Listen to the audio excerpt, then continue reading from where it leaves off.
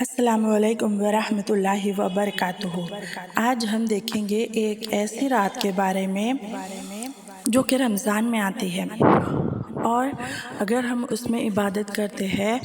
تو تمام زندگی جس کا شمار بھی نہیں کیا جا سکتا، اتنا عبادت کرنے کا ثواب اللہ تعالی ہمارے نامہ اعمال میں لکھ دیتے ہیں۔ جیسا کہ ہم جانتے ہیں کہ ہمارے نبی صلی اللہ علیہ وسلم کی امت کی جو عمر ہے اور آپ صلی اللہ علیہ وسلم کی جو عمر ہے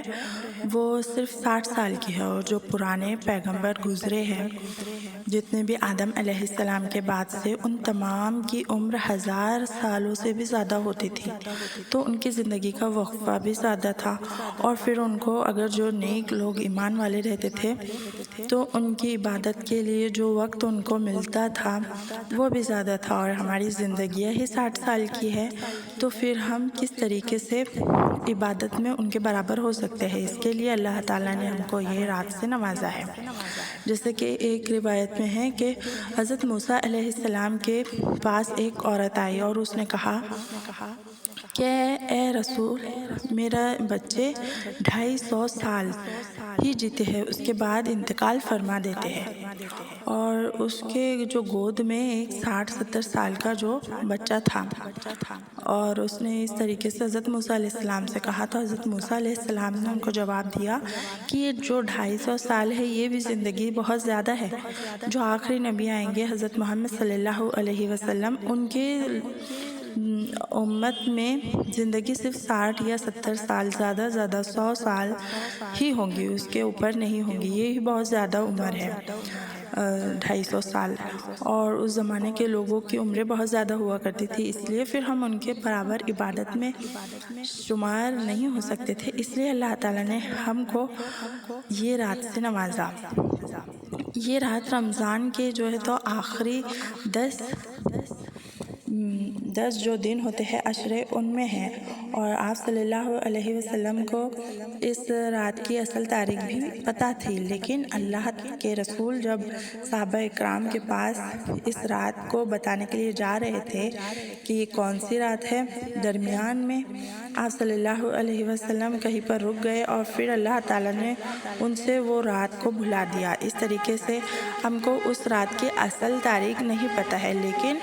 یہ پتہ ہے کہ وہ رات طاق راتوں میں ہوتی ہے، یعنی 21ویں رات کی شب، اور 23ویں رات کی شب، اور 25ویں رات کی شب، اور 27ویں رات کی شب، اور 29ویں رات کی شب۔ یہ جو راتوں کی شبیں ہے، اس میں اگر ہم جاگ کر اللہ تعالیٰ سے عبادت کرتے ہیں، اور کوئی بھی 5 میں سے کوئی اگر رات شب قدر کی ہوتی ہے تو اس کا اجر ہم کو پھر ہمارے نامہ اعمال میں لکھ دیا جاتا ہے۔ اس کے بارے میں اللہ تعالیٰ نے فرمایا ہے، پوری ایک سورت اس کے بارے میں لکھی گئی ہے۔ اللہ تعالیٰ نے اس رات کے بارے میں فرمایا ہے، یعنی یہ محمد صلی اللہ علیہ وسلم کی اپنی تصنیف نہیں ہے، بلکہ اس کے نازل کرنے والے ہم ہیں۔ اس کے بعد فرمایا کہ ہم نے نزول ہماری طرف سے اس کا نزول ہماری طرف سے شب قدر میں ہوا۔ شب قدر کے 2 معنی ہے،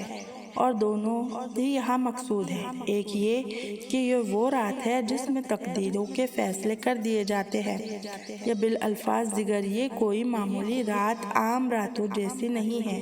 بلکہ یہ قسمتوں کے بگاڑنے اور بنانے کی رات ہے۔ اس میں اس کتاب کا نزول محض ایک کتاب کا نزول نہیں ہے، بلکہ یہ کام ہے جو اس کی طرف قریش، اور نہ صرف پورا عرب بلکہ دنیا کی تقدیر بدل کر رکھ دے گا۔ یہ رات 1000 مہینوں سے زیادہ بہتر ہے۔ اس میں کفار مکہ کو گویا متنبہ کیا گیا ہے کہ انسانی تاریخ میں اس سے پہلے ہزاروں مہینوں سے بھی زیادہ بھلائی کے کام کے لیے وہ کام نہیں ہوا ہے جو اس رات میں اگر کوئی عبادت کرے تو اس کو اتنا اجر دیا جائے گا۔ اور اس میں اللہ کے اذن سے جبریل امین اور اپنے رب کے حکم سے فرشتے لے کر نازل ہوتے ہیں، اور وہ شام سے صبح تک سراسر سلامتی کی رات ہوتی ہے، یعنی اس میں کسی شر کا دخل نہیں ہوتا، کیونکہ اللہ تعالیٰ کے تمام فیصلے بالآخر بھلائی کے لیے ہوتے ہیں، اس میں کوئی برائی مقصود نہیں ہوتی، حتیٰ کہ اگر کسی قوم کو تباہ کرنے کا فیصلہ بھی ہوتا ہے تو خیر کے لیے ہوتا ہے، نہ کہ شر کے لیے۔ وہ لیلۃ القدر ہی کی رات ہے جس میں فرشتہ غار حرا میں آپ صلی اللہ علیہ وسلم کے پاس پہلی وحی لے کر آیا تھا، اور وہاں سے ہی قرآن کا نزول شروع ہوا۔ یہ ایک بابرکت والی رات ہے، یہ بہت ہی عظمت والی رات ہے، اور شب قدر 1000 مہینوں سے زیادہ بہتر ہے۔ یہ کون کہہ رہا ہے؟ اللہ تعالیٰ۔ حضرت ابو ہریرہ سے ایک حدیث روایت ہے کہ جو شخص شب قدر میں ایمان کے ساتھ اور اللہ کے اجر کی خاطر عبادت کے لیے کھڑا رہا، اس کے تمام پچھلے گناہ معاف ہو گئے۔ شب قدر میں عمل کرنا 1000 مہینوں سے بہتر عمل ہے، بلکہ فرمایا کہ شب قدر 1000 مہینوں سے بہتر ہے، اور 1000 مہینوں سے مراد بھی گنے ہوئے 83 سال 4 مہینے نہیں ہے، بلکہ اہل عرب کا قاعدہ تھا کہ بڑی کثیر تعداد کا تصور دلانے کے لیے وہ 1000 کا لفظ بولتے تھے۔ اس لیے رات کا مطلب یہ ہے کہ اس رات میں خیر اور بھلائی کا اتنا بڑا کام ہوا کہ کبھی انسانی تاریخ کے کسی طویل زمانے میں